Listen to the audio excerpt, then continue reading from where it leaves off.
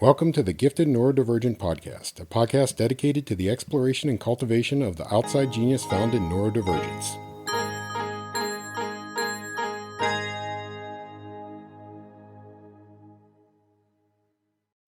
Hey everyone, welcome to the Gifted Neurodivergent Podcast. My name is Lillian Skinner, and I am your host.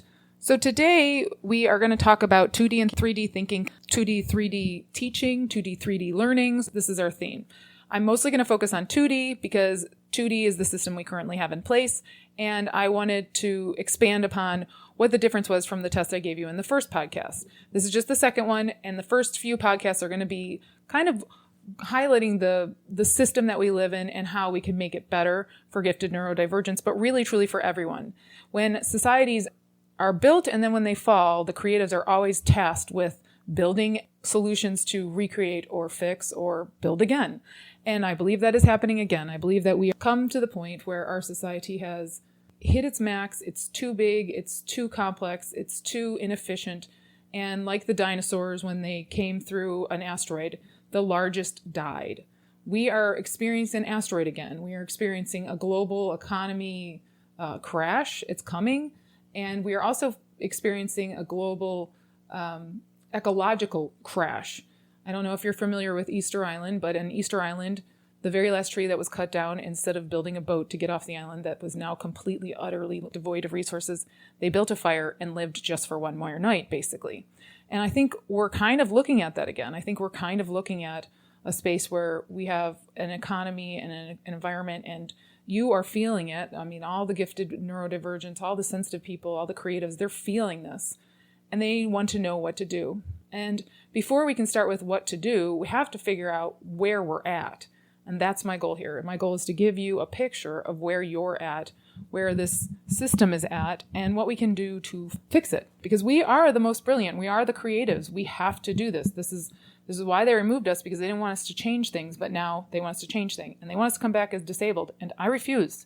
And I hope you will too, because you are amazing. You are brilliant. And you do not deserve to be treated the way you have been treated. We have been marginalized. And I'm going to just lay into that today. And I know it's not fun topics, but it is much needed and much healing when you realize that it's not you, it's the system. So let's get started. I'm going to cover first defining 2D thinking, what exactly that is.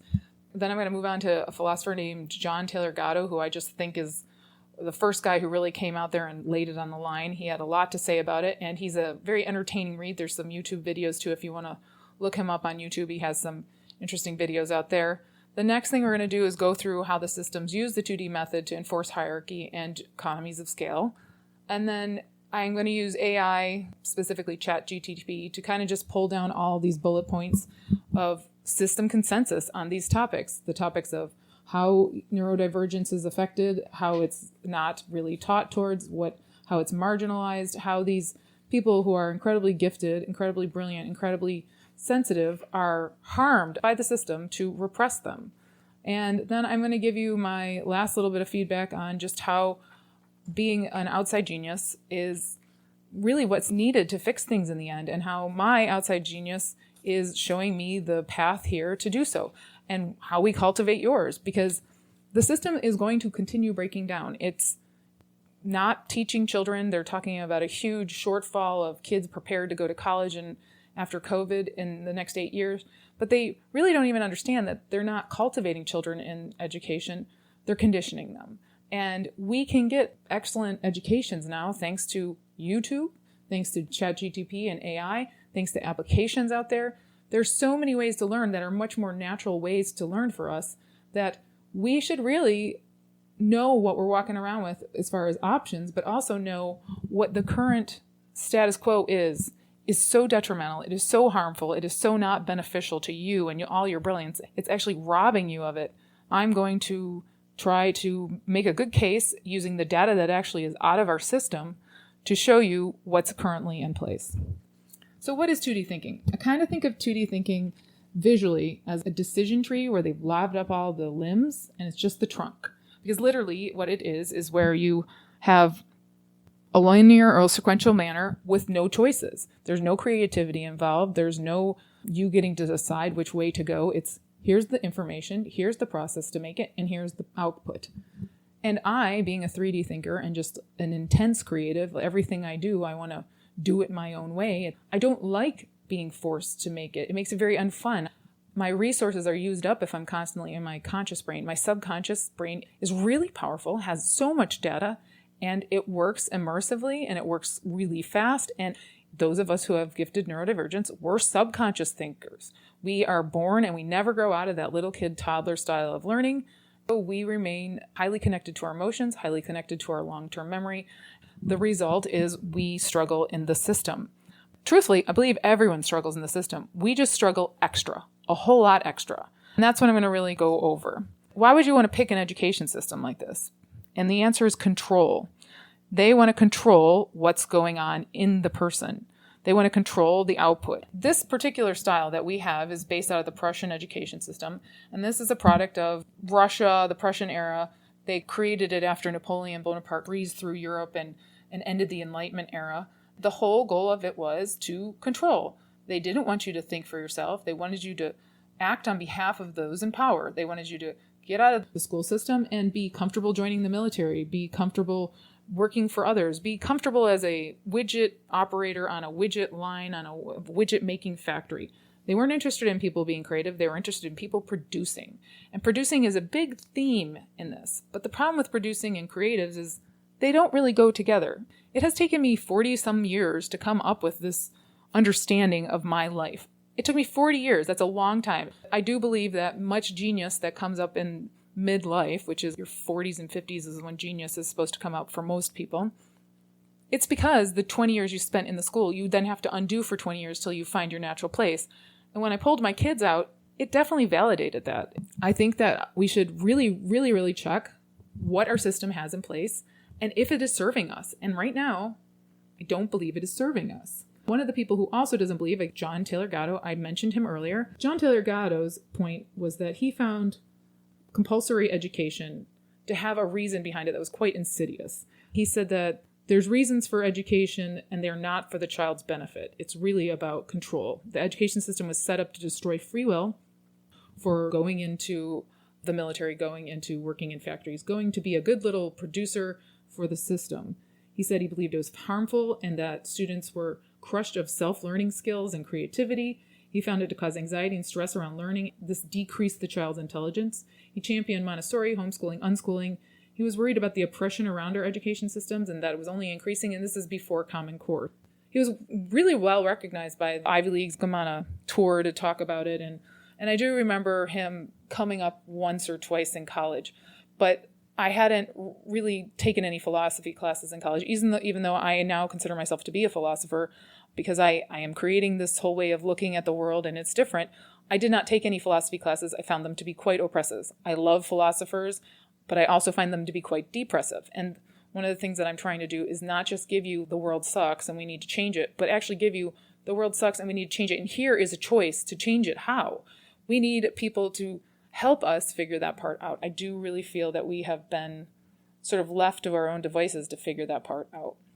I'm offering mine. I hope that you'll offer yours back. I mean, that is the goal, is that we build a dialogue and we sort of build a group here of people, the brightest people, the most sensitive, the most creative, to come up with a new way of seeing and being and doing that will take us into the next era of the end of globalization, ecological concern, and also economic change, great economic change. In my opinion, the most oppressive form of 2D learning is ABA. It takes all of the things I'm about to explain and then magnifies them. And it magnifies them at the earliest stages. I really think it breaks some children. That's why it takes 20 years after you graduate from the system to recover from the system to find your place in the world. Why would we even start with the 2D learning approach? Mostly because it's economies of scale. It's easier. It really is easier. It's easier to present. Kids who are lesser intelligent can get it because it's simple. It's black and white. It's this or that. It's the decision tree is cut off. So there's not much context. There's not much depth. Just memorize these facts and regurgitate them. The lower costs also is kind of the biggest thing. Capitalism is all about lower costs, economies of scale, more profit. It's infiltrated into our system as a whole. John Taylor Gatto talks about how the system that we brought over was actually championed by all of the very, very wealthy of the time, the robber barons of the 1920s, and that they actually set up the teacher retirement fund and funded it if they would use this Prussian education system-based curriculum. Ford and his assembly line, his whole goal was to create workers for the machine. The machine that is right now really toxic, really harmful for those of us who are sensitive. What happens when you take a bunch of kids who are 3D thinkers and you make them learn linearly without any real understanding the way their natural brain works? The struggles of the following occur. You're stigmatized, you're bullied. You become the scapegoat of the classroom. I probably don't need to tell every parent of a boy with ADHD that this occurs, because every ADHD boy I know gets stigmatized, gets the scapegoat role in the classroom. And sometimes the girls get that too, but it seems to be just a given with the boys. If they're smart and cute and funny, they're the worst kid in the class. And they purposely pick them because they're the ones that require the most work because they're the smartest, big picture thinking child. And they want to shut that down. They want this kid to be easy. They got to educate 20 to 30 kids, and they can't afford to spend any one-on-one time. And this one needs to go in the corner.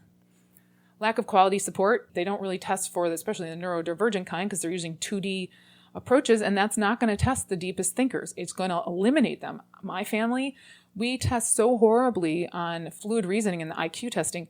We should be pretty much a vegetable, but it is because our brains are so contextual.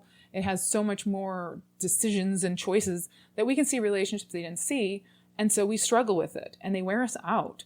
We'll do fine on other areas, but in fluid reasoning, I always score 25th percentile. My other two kids score 25th percentile, and that is such a low score. I mean, we wouldn't be able to talk. I know that the test is wrong, but nobody cares to do anything about it. And I do. I'm actually working on that, and I am slowly pulling something together, but definitely known, and yet no one does anything about it. We have a narrow curriculum. I mean, I like to go really, really deep and wide, and I'm not allowed to do that, and I just found that very frustrating. And so you'd have like little moments of interest in the day and then yanked away. Standardized testing, it fails creative children by valuing just the 2D perspective. And I used to get so tired from taking the test because I saw so many relationships, and it could be so many things, and I wasn't sure who made it and what their intent was. And because my brain, I think of it as the decision tree, but I also could give you a doors. If you just have one door to go through each time, it's just that one door. But if brain has like a million doors, which door do I pick? Each one of them has an answer, but it's a different flavor. And then you're going through all those choices and in all these different ways of me, and then you finally settle it. If you did that for every question, which I do for every single question, I'm exhausted before the test is over because I've used up all of the glucose my brain has. And if your kids are always eating sugar, there's a high chance that they might have ADHD, and it's not a bad thing. That means they're brilliant. But go to the doctor and help them. Get them a little bit of medication, and they won't have that need for sugar because they're low on glucose. They won't be eating carbs all the time. It's not their fault. It's just the way the system is. They have limited opportunities. Not only are they not rewarded and celebrated and recognized for their creative expression or intelligence. In middle school, entering a contest for writing, and I wrote about a family who lost their baby. The whole family was sad, and the girl who won wrote a story about a dog getting home for Christmas. And it was a cute story, but mine was gut-wrenchingly sad, and the teacher said, wow, this is college level. I didn't even make it into the honorable mentions. Conformity to the middle. I just told you a story about conformity to the middle. Lack of role models. I did not have any teachers who were that creative, and my family, we start at intermediate, and then we kind of jump around a little bit, but usually we end up at mastery fairly quickly if we're allowed to do it the process we want. The Suzuki method. I think the Suzuki method is an excellent way to teach young children with musical gifts. Did you know that autistics have 500 times more likely chance than the general public of having perfect pitch? If your kid has neurodivergence, there's a high chance that he's naturally gifted or she is naturally gifted in the arts. Budget cuts, I mean, the arts are always the first to go, not sports. Sports are never the first to go because sports are what prepare you for the military. So no, never sports. We are an industrial military machine here in the U.S. Lack of diversity. I did have 2 neurodivergent teachers in 5th and 8th grade, and I will say that those 2 people probably saved my life. I had so much negative feedback in my childhood, especially the 8th grade one. I was really close to killing myself in 8th grade and 7th grade. And she made me feel like I had something to live for, that maybe I did have some future talent. Stereotyping. have so many stereotypes. You talk too much, you this, do that, why do you have to be that way, why can't you be normal, why can't you be average? There's so much stereotyping that's negative for neurodivergence. We get very little positive feedback. It's overwhelmingly negative. Overstimulation. I think overstimulation, everything was overstimulating, and I just learned to be quiet and sit back and read a book under my desk so I could focus on something. But I couldn't focus in the class. It was too much going on. The lights were horrible. The last rower, so I always had the outside windows kind of beckoning me. It was just incredibly boring and then also too much at the same time. Negative feedback and constant overstimulation leads to anxiety, stress, and difficulty focusing. I don't even want to talk about the fact that they make you do things repetitively over and over and over again. And if you're a bright kid, you don't need to do them 10 times in the same style. You need to do them 1 to 3 times. We don't learn in that style, but when they make you do it 10 times in this 2D style, it's just practice stupid results. The next one is complete lack of recognition of emotions as part of learning. Our emotions are a huge part of our learning. We're the high sensors. Our emotions are what both stores it and retrieves it from our long-term memory. Studies have shown this over and over, and it's becoming more and more understood. But my emotions, very clearly, I can get anything out of my long-term memory, or if I find the emotion. I can find memories from infancy with certain emotions or things that trigger an emotion, and I also can go back into memories and figure out why things happened and kind of walk through the memory and understand that situation better. My emotions are my key to unlocking what I know.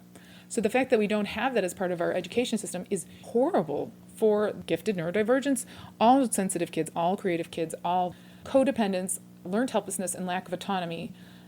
It's ingrained into the system, codependence, learned helplessness, lack of autonomy. You can't do anything without asking. You can't drink, can't do those things without asking for permission, and the teacher a lot of times says no. You lose touch with your internal self. You lose your interoception. Interoception is your knowledge of your internal body signals.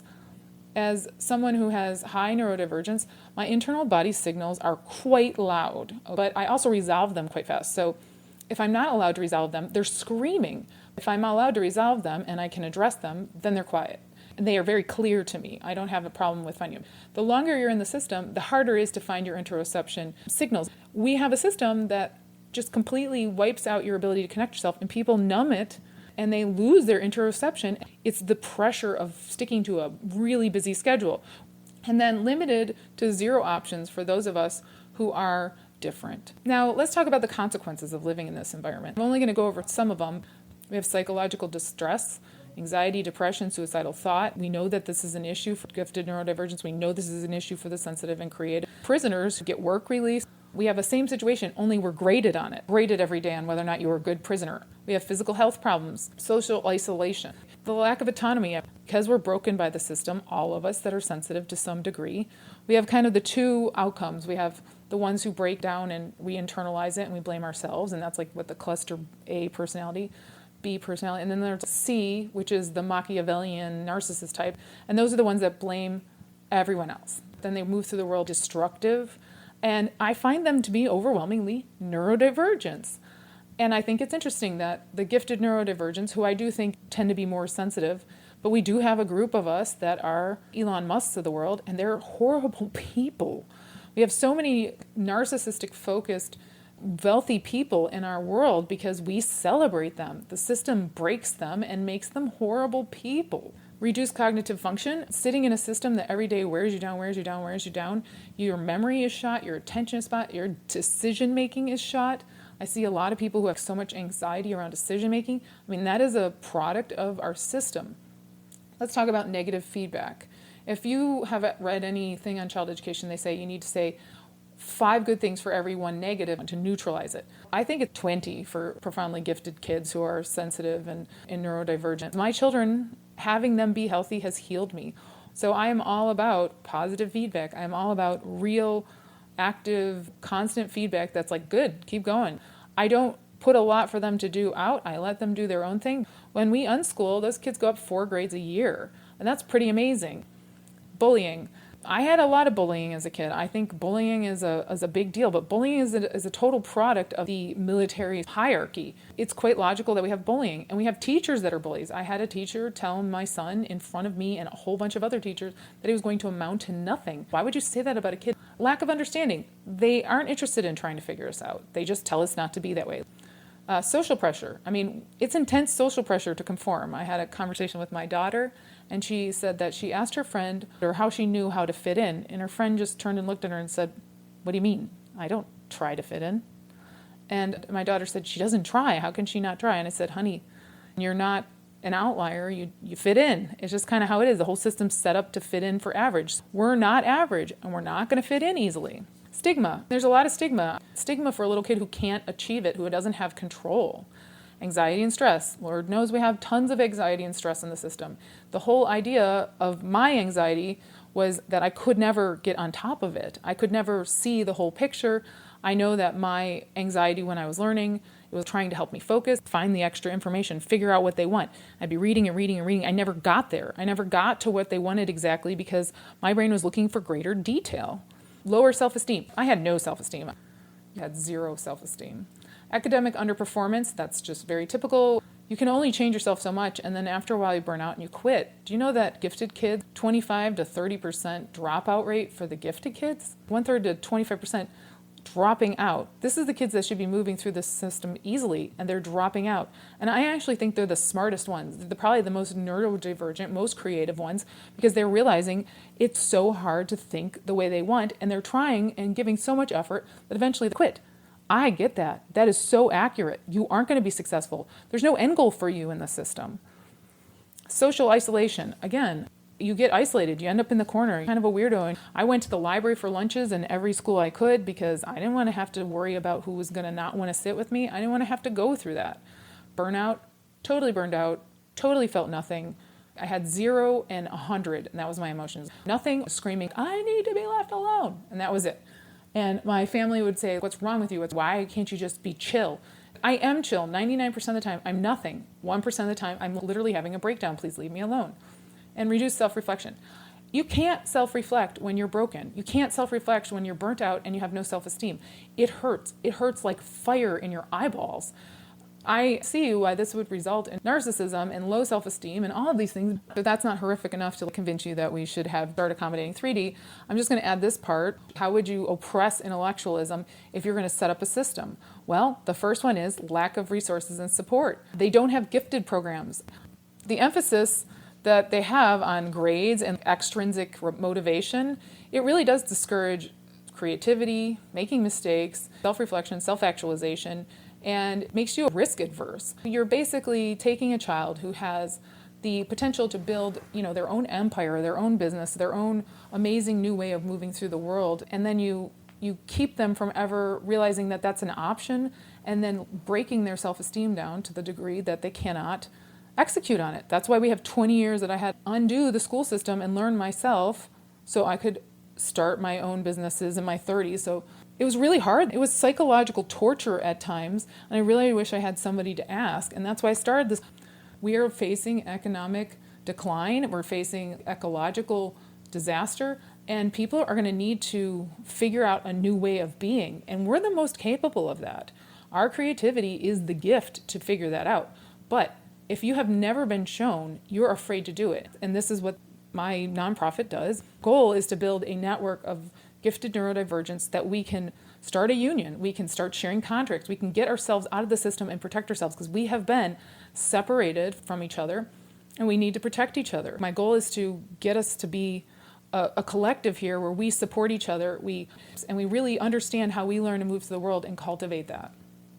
The other thing you would do is you create schedules so busy that there leaves little time for reflection, deep engagement with material, and costs so much that you can't sleep. In key developmental period growth, it's damaging. I just cannot believe how much sleep I gave up. And then I was passing out at school fairly regularly, and everybody's like, "Oh, well, that girl." Also, when you're so busy, you don't have any choice but build codependence. You can never figure out how to be independent because you can't get it all done. So you build these codependent relationships. You fall out of shape. You're in poor shape. Your back hurts from sitting in class all the day. You end up with surprise medical issues. You get the endocrine fatigue. You have all sorts of medical issues. When I started working for myself, my medical issues reduced drastically. My medical costs reduced drastically. I don't go to the doctors hardly at all anymore because I'm not having issues all the time. But as a kid, I was falling apart at the seams. Emphasis on conformity. I mean, I didn't even have a personality. I just was so busy trying to read people's minds so that I could figure out what they wanted me to be and then trying to be it. There's no emphasis on social emotional learning, and that was what you would do to oppress the most sensitive and not even allow them to use their emotions. There's no individualized instruction. If you have a genius kid, well, that's too bad. I don't have to instruct them. Too bad for them. You're just basically letting that field they follow. They don't really want to cultivate us. And then they want us to come in as disabled. No, I refuse. You don't even understand how I move through the world, and you're trying to compare me to something I'm not. Finally, the system expects perfection. There's no such thing. Yet our sensitive children, we stick in there, they're truly believing that they have to be it to be lovable, and so they destroy themselves. We have kids that are shooting up schools. We have kids that are harming themselves. They're harming others. There can't be a greater sign that we have a messed up system. And it is typically the most sensitive kids. What does that mean? What do we do with that? That's a horrible litany of things I just said. What do we do with that? Quite simply, we employ cultivation of the outside genius. I didn't come to this realization that it is 2D because I was in the system. You won't come to it in the system. It's too long, it's too big, it's too far gone. We have had 100 years since the system was implemented. Everyone who was there before it is dead. They're gone. They're not around to say, hey, it was better before. I happen to know in my family we had a lot of mental health forced institutionalizations. We had one of my grand aunts, she was lobotomized for being too proud or too much like a man, and she was talked back to men, and so they gave her a lobotomy. My uncle, my grandfather, all the savants in our family were diagnosed with schizophrenia when they didn't have schizophrenia. They had high access to their long-term memory, but because they couldn't show it on paper, they hospitalized and forced into the institutions. And then later they came out, they shut up, they never talked about it again. They were broken, but they lied on their resume and they went out and were successful. But they had to lie because they couldn't sit in the system. They couldn't get through the college stuff. And that's partly why my parents they were so cruel when I was little, really, really little, like a baby and a toddler, because it had to be driven into me that I could not be me. But it is my outside genius that allows me now to say these things, to point these out, because I am not in the system. I can go back 100 years and look and say, what did it look like before? I have the outside perspective. And the problem we have in our system is at each point they make a decision, they cut all the branches. So they go down a line that is just linear and sequential, and there's no diverging from it without getting chucked out of the system. I can't get into the system with these concepts, even though I'm using the information from the system's generated information. But it doesn't matter. It doesn't matter. We're not supposed to make it into here. So my outside genius that I am offering is the ability to go back, find the root cause, which was the change in the system, which was the focus on 2D, and then offer up the 3D. That's the difference. A lot of the philosophers have offered up that things were really crappy, but they didn't give us really a choice on how to fix it. And I want to change that. I want to give you a choice. I want to introduce you to the world you already know and just see it as the way to go. And with that, I'm going to wrap this up because this is a long one, and I don't tend to make ones this long, and I don't plan to make ones in the future, but this is a very meaty topic, and I just needed to put it in there all together, and in the next podcast, I'll talk about 3D. Thank you very much for sitting through this with me, and I hope this was valuable for you. Take care, everyone. Bye. D Incorporated, Lillian Skinner, or the Gifted Neurodivergent Podcast. This podcast, Lillian Skinner and Gifted ND Incorporated, are not responsible and do not verify the accuracy of the information contained in this podcast series. The primary purpose of this podcast is to inform and educate. The Gifted Neurodivergent Podcast is only available for private, non-commercial use. Any other use of the information contained within this podcast must be done with express written approval and knowledge of Lillian Skinner. You may not edit, modify, or redistribute any part of this podcast. The developer assumes no liability for this podcast or its use on any other podcast or other media.